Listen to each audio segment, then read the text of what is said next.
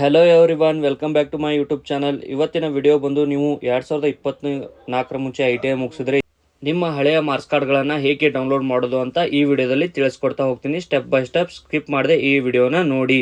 NCVT MIS ಅಂತ ಗೂಗಲಲ್ಲಿ search ಕೊಡಿ. ಇದನ್ನು ಮೊಬೈಲಲ್ಲಾದರೂ ಮಾಡ್ಬೋದು ಅಥವಾ ಲ್ಯಾಪ್ಟಾಪ್ನಲ್ಲಾದರೂ ಸರ್ಚ್ ಮಾಡ್ಬೋದು.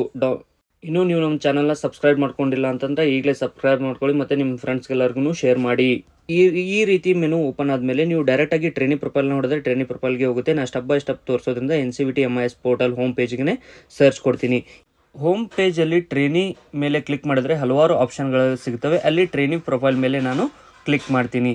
ಕ್ಲಿಕ್ ಮಾಡಿದ ನಂತರ ಈ ರೀತಿ ಮೆನು ಪೇಜ್ ಓಪನ್ ಆಗುತ್ತೆ. ಮೇಲ್ಗಡೆ ಕಾಣ್ತಾ ಇದೆಯಲ್ಲ, ಆ ರೀತಿ ಮೆನು ಪೇಜ್ ಓಪನ್ ಆಗುತ್ತೆ. ಅಲ್ಲಿ ನಿಮ್ಮ ಫಸ್ಟ್ಗೆ ನಿಮ್ಮ ರಿಜಿಸ್ಟರ್ ನಂಬರು, ಸೆಕೆಂಡ್ ನಿಮ್ಮ father or guidance name, next ಬಂದು ನಿಮ್ಮ ಡೇಟ್ ಆಫ್ ಬರ್ತು ನೀವು ಎಂಟ್ರಿ ಮಾಡಬೇಕಾಗತ್ತೆ ಕರೆಕ್ಟಾಗಿ. ಇದೇ ಥರನಾದ ITI ಮಾಹಿತಿಗಾಗಿ ನನ್ನ ಚಾನಲ್ನ ಸಬ್ಸ್ಕ್ರೈಬ್ ಮಾಡ್ಕೊಳ್ಳಿ, ಶೇರ್ ಮಾಡಿ ನಿಮ್ಮ ಫ್ರೆಂಡ್ಸ್ಗೂ ಕೂಡ, ಮತ್ತು ಬೇಗ ನಿಮ್ಮ ಮಾರ್ಕ್ಶೀಟ್ಗಳನ್ನು ಡೌನ್ಲೋಡ್ ಮಾಡ್ಕೊಳ್ಳಿ. ಮಾರ್ಕ್ಸ್ ಕಾರ್ಡ್ಗಳನ್ನು ಡೌನ್ಲೋಡ್ ಮಾಡುವಾಗ ಏನಾದರೂ ತೊಂದರೆಗಳಾದರೆ ನನಗೆ ಕಮೆಂಟ್ ಮಾಡಿ, ನಾನು ನಿಮಗೆ ತಕ್ಷಣ ಉತ್ತರವನ್ನು ಕೊಡುತ್ತೇನೆ.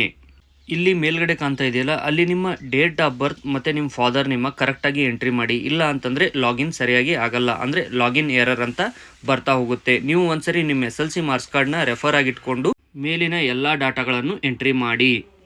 ಮೇಲ್ಗಡೆ ಡಾಟಾ ಎಲ್ಲ ಕರೆಕ್ಟ್ ಆಗಿದ್ದರೆ ನೀವು ಲಾಗಿನ್ ಮೇಲೆ ಕ್ಲಿಕ್ ಮಾಡಿ. ಲಾಗಿನ್ ಮೇಲೆ ಕ್ಲಿಕ್ ಮಾಡಿದ ಮೇಲೆ ಈ ರೀತಿ ನಿಮ್ಮ ಟ್ರೈನಿಂಗ್ ಪ್ರೊಫೈಲ್ ಓಪನ್ ಆಗುತ್ತೆ.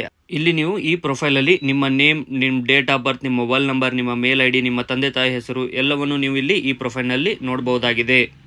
2024 ಮುಂಚಿನವರು ರಿಸಲ್ಟ್ ಸಿಕ್ಕೋರು ಮಾತ್ರ ಇದರಲ್ಲಿ ನೋಡ್ಬೋದು. ಇನ್ನು 2024ರಲ್ಲಿ ರಿಸಲ್ಟ್ ಬಂದವರು ಸ್ಕಿಲ್ ಇಂಡಿಯಾದಲ್ಲಿ ನಿಮ್ಮ ರಿಸಲ್ಟ್ ದೊರೆಯುತ್ತದೆ. ಅದನ್ನು ಆಲ್ರೆಡಿ ವಿಡಿಯೋನ ನಾನು ಅಪ್ಲೋಡ್ ಮಾಡಿದ್ದೀನಿ.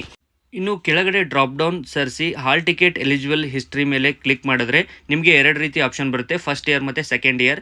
ಇಲ್ಲಿ ಲಾಸ್ಟ್ಗೆ ನೋಡೋದಾದರೆ ನಮಗೆ ಒಂದು ಆಪ್ಷನ್ ಸಿಗುತ್ತೆ, CBT hall ticket marksheet download. ಮತ್ತು ಇಲ್ಲಿ ಝೂಮಿಂಗ್ ಆಪ್ಷನ್ ಇದೆಯಲ್ಲ ಹಾಲ್ ಟಿಕೆಟ್ ತೆಳಗಡೆ, ಆ ಝೂಮಿಂಗ್ ಆಪ್ಷನ್ ಮೇಲೆ ನೀವು ಕ್ಲಿಕ್ ಮಾಡಿದ್ರೆ ನಿಮ್ಮ first year marks card download ಆಗುತ್ತೆ.